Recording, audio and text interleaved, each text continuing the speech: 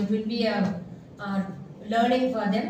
And అందరూ కూడా sincere గా ఫోకస్ కాన్సన్ట్రేషన్ తో ఇది ట్రైనింగ్ అటెండ్ అవ్వండి.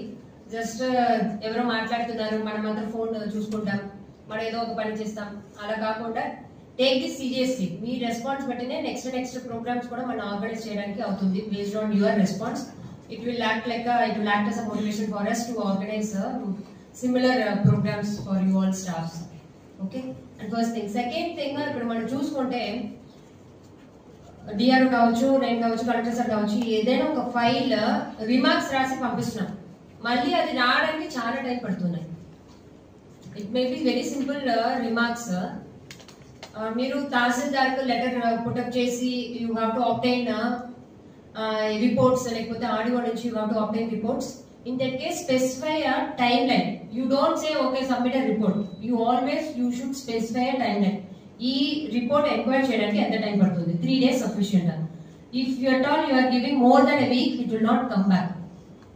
ఎందుకంటే అందరూ కూడా గవర్నమెంట్ లో జనరల్ గా ఏం ఫాలో చేస్తారో అదే జరుగుతుంది. అది నేను చెప్పి మీకు తేలాల్సింది. I mean sufficient but also short. Need not be 10 days 15 days అంటే అది మర్చిపోతారు.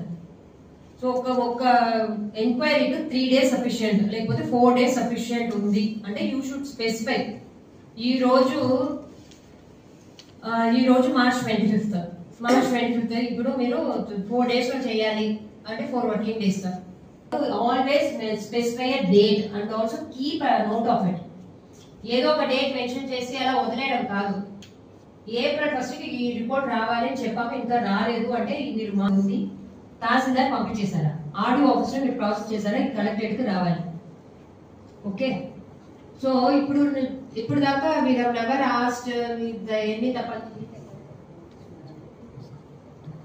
నా లెవెల్లో ఎప్పుడు కూడా రివ్యూ చేయలేదు.